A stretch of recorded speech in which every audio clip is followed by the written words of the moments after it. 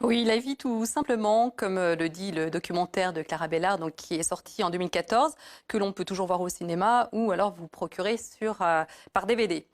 Ramine Farangui, vous avez été prof de maths et de physique pendant quelques années et vous avez donc décidé de quitter l'enseignement traditionnel pour fonder l'école dynamique. Alors qu'est-ce qui vous a poussé à quitter l'enseignement?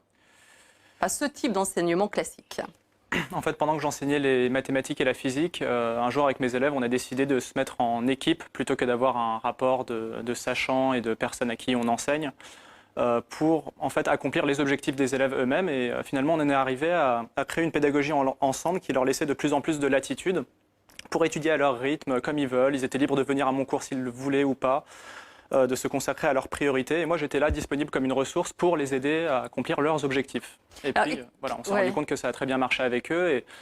Et en me rendant compte que ça marchait très bien avec eux, j'en suis arrivé finalement à la logique que même les programmes, les emplois du temps, les classes d'âge, tout ça, c'était des structures finalement assez obsolètes et dont on pouvait se débarrasser et faire comme dans le film de Clara Bellard et déterminer soi-même sa propre éducation. Vous dites finalement que ça ne répond plus du tout finalement aux défis d'aujourd'hui, à l'enseignement qui est prodigué à l'école. Oui. Quels sont les savoirs qui ne sont plus indispensables selon vous?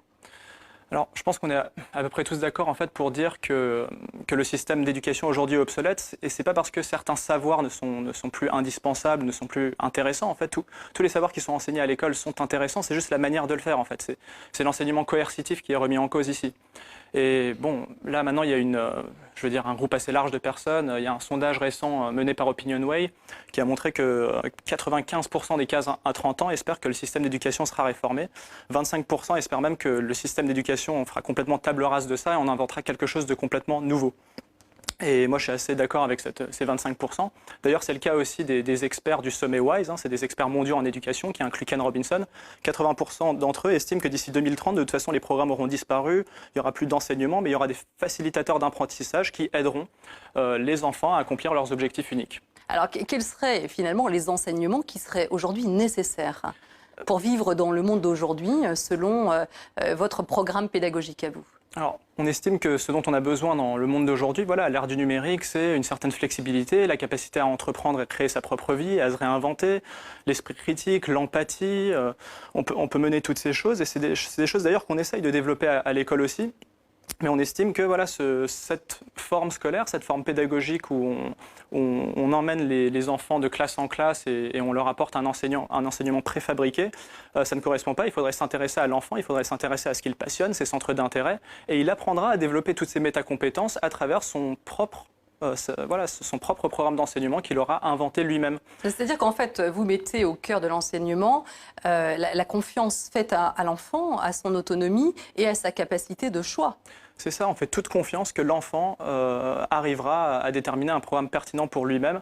Et nous, en tant qu'adultes, on ne sait rien finalement, on ne sait pas ce qui correspond à chaque enfant. Chaque enfant est unique. Donc c'est une autre conception de l'enfant qui prévaut. Complètement. Et pour vous donner un exemple, en fait, pour montrer à quel point on peut aller loin, l'école Sudbury Valley, donc, de laquelle je me suis inspiré. Dont vous vous inspirez donc pour l'école dynamique, qui commence donc cette année, en septembre 2015. Voilà, donc une des histoires qui est intéressante, par exemple, c'est un enfant qui a décidé de faire uniquement de la pêche jusqu'à ses 15 ans. Entre 6 et 15 ans, son programme d'éducation, c'était uniquement de la pêche et les amis qu'il y avait à droite à gauche avec qui il discutait. Et finalement, à 17 ans, il a créé sa boîte d'informatique avec quelques copains. Et voilà, après, il a fait sa vie en tant qu'entrepreneur dans l'informatique et il a très bien réussi sa vie, selon les conventions classiques, quand on imagine une vie réussie. Oui, est-ce que vous dites finalement que l'école classique, traditionnelle, crée des dyslexiques, crée des illettrés, et que finalement, ce n'est pas le cas dans ces écoles alternatives? C'est ça. Par exemple, à la Sudbury Valley School, ils n'ont pas eu un seul dyslexique. Par contre, ils ont une variété d'enfants qui avaient un intérêt unique pour la lecture, et c'est venu à un certain moment dans leur vie, pas forcément à 5 ans, il y en a c'était à 3 ou 4 ans, et d'autres c'était à 9, 10, 11 ans. Et ce qui est intéressant et qu'ils ont remarqué, c'est que ceux qui apprenaient plutôt tardivement, ceux qui apprenaient à 9, 10, 11, 12 ans la lecture, finalement, ils lisaient déjà aussi bien que ceux qui avaient appris tôt, mais en plus, c'est ces personnes-là qui avaient tendance à aller davantage dans les carrières académiques et dans les entreprises plutôt intellectuelles. Donc, vous êtes le fondateur de l'école dynamique. Racontez-nous une journée à l'école dynamique. Ça se passe comment? On y fait quoi? Quels sont les enseignements? Alors, une journée à l'école dynamique, c'est un peu difficile à prévoir ce qui va se passer. En fait, c'est vraiment l'improvisation et on laisse les enfants en fait, continuer ce qu'ils avaient déjà entrepris de faire et on est à leur disposition comme ressource parmi d'autres. pour les aider à accomplir leurs propres objectifs d'éducation. L'équipe est constituée de quelles personnes? Alors on est 6 personnes actuellement et ce sont tous des anciens éducateurs, certains qui viennent du classique comme moi, d'autres qui ont fait plutôt l'éducation alternative comme la pédagogie Freinet, la pédagogie Montessori. Voilà, on a un membre de notre équipe qui a fait Montessori pendant 9 ans, mais tous, on en est arrivé à la même conclusion, c'est que finalement, ce sont des systèmes où il y a toujours des contraintes qui ne sont pas forcément productives, et nous, on estime qu'en fait, ce que l'enfant décide de faire de sa vie est pertinent, et on est là pour lui. Alors, quand on voit donc toutes ces propositions qui sont faites d'écoles alternatives, comment se fait-il qu'il n'y ait pas eu une déferlante, alors qu'il y a une demande croissante des familles? Alors, il y a plusieurs raisons. Ces écoles. Actuellement, dans le monde occidental, on estime qu'il y a quelques centaines de milliers de personnes qui pratiquent les apprentissages autonomes, comme le montre Clara Bellard dans son film. Et effectivement, les écoles qui permettent la liberté à l'enfant de choisir de faire ce qu'il veut. Voilà, il y en a quelques centaines dans le monde occidental, donc effectivement, c'est très marginal pour l'instant. On est vraiment une toute petite minorité.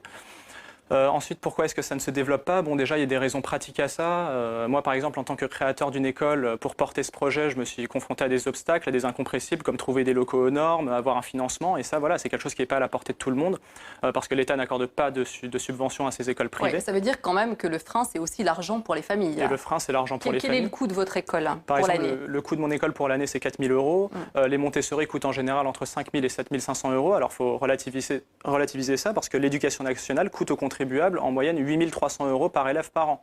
Donc en fait, si les alternatives se propageaient et étaient subventionnées, finalement on économiserait des dizaines de milliards en budget d'éducation.